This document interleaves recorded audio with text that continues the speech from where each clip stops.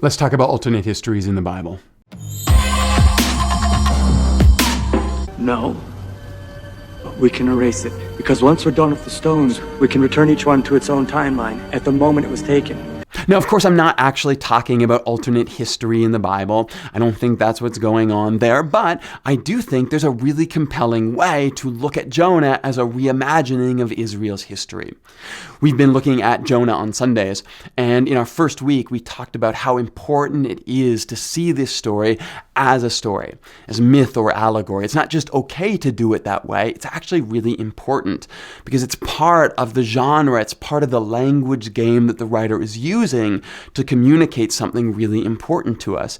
And understanding genre becomes really important for understanding what a writer is doing and how we receive that.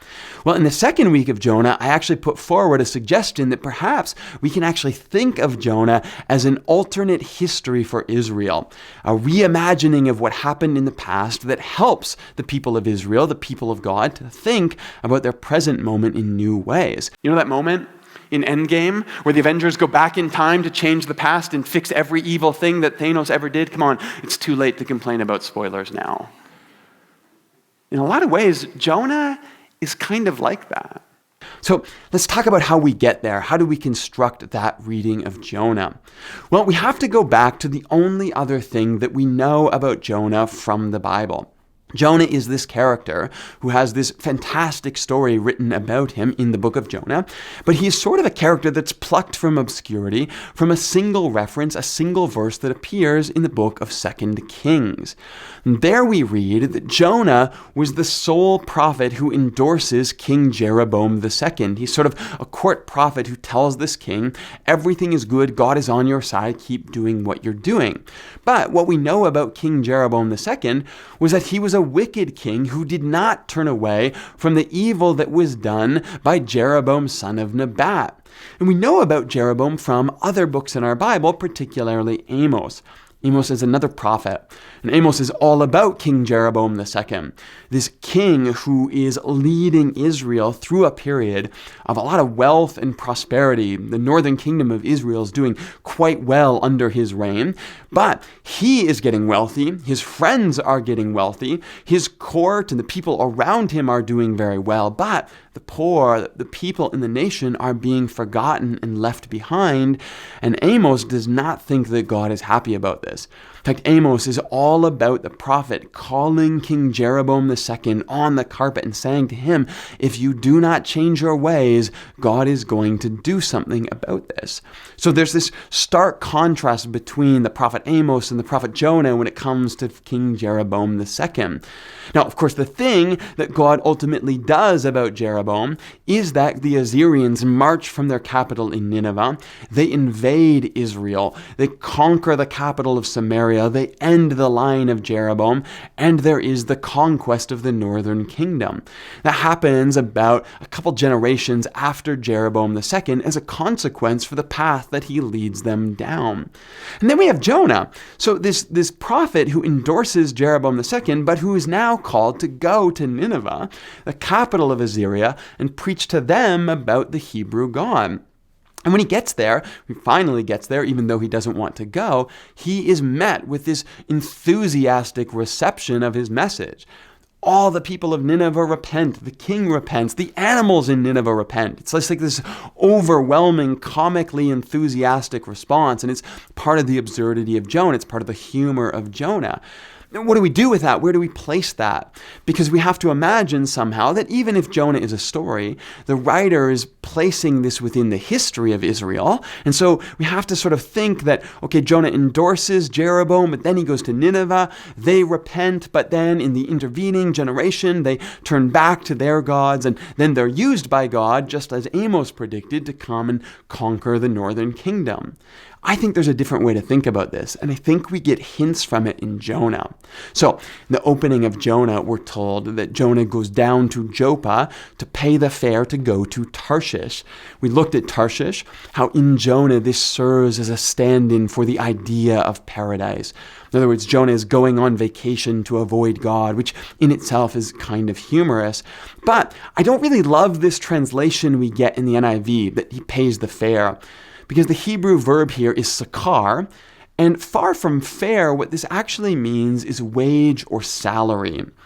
That seems to suggest that Jonah is doing more than buying a ticket to Tarshish. He's chartering a boat to take him there. Then we read that a storm comes up, and Jonah alone is down in the hull of the ship sleeping, slumbering, while the sailors battle the storm, and they get so panicked they begin to throw the cargo overboard to lighten the ship before they go down and wake Jonah up.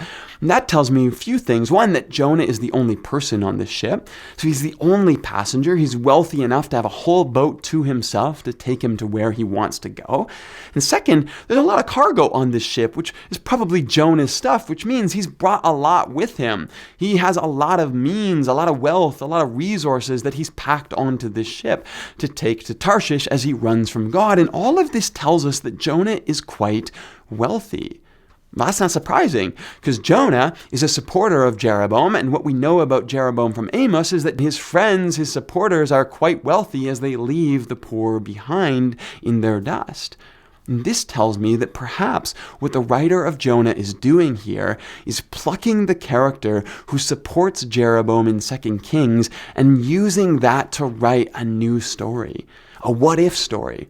What if Jonah, instead of supporting King Jeroboam, had found his way to Nineveh? And what if, even if he didn't want to speak love and grace to his enemies, God found a way to get him there? He spoke grace, and those people responded to it. See, I think this is a story about what if we had done just one thing differently, and that one decision had changed everything for us. I think this is someone coming along after the conquest of Israel, after Assyria has invaded and conquered the nation, and they're looking back and they're saying, what if things had been different? What if our prophets, instead of endorsing our kings, had spoken truth to power? What if they had gone to our enemies and spoken love to them? And what if that changed everything? So it's not an alternate history, but it's a reimagining of what could have been.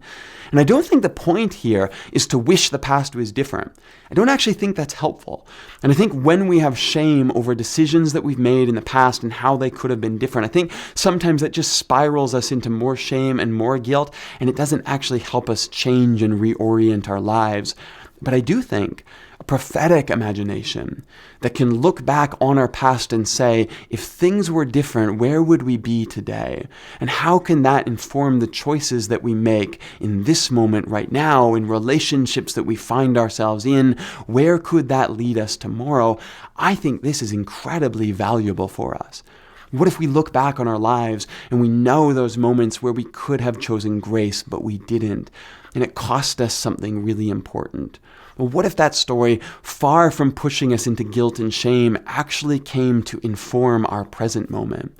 And we looked at relationships where things were not going well, where things felt like they were broken, and we honestly weren't sure if things could come back from the brink. But instead, we chose love. And we chose grace, and we chose to reach out in reconciliation. And what if we believed that that could change everything? What if we looked at relationships with coworkers in our life, things where we don't think we see anything good or divine in that person, but we chose peace with them. We chose to reach out to them. We chose to go to their territory, their office, and speak grace to them. What if we actually believed that that could change everything about our relationship? What if we actually believed that grace and peace were the ways that everything transforms itself in history, and that when we follow the path of God, even when it feels like the hardest thing in front of us, this can change the world? That's what Jonah's about. It's about looking back at the history of Israel and saying one decision could have changed everything, and therefore that kind of prophetic creativity in your life can lead you to huge, earth-shaking decisions that will change everything for you tomorrow.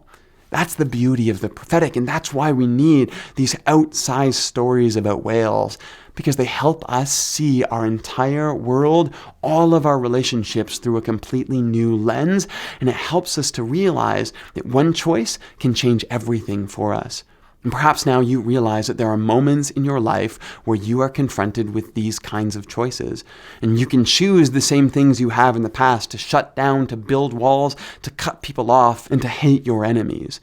Or you can choose grace and peace and love, just like the alternate reimagining of Israel's history did.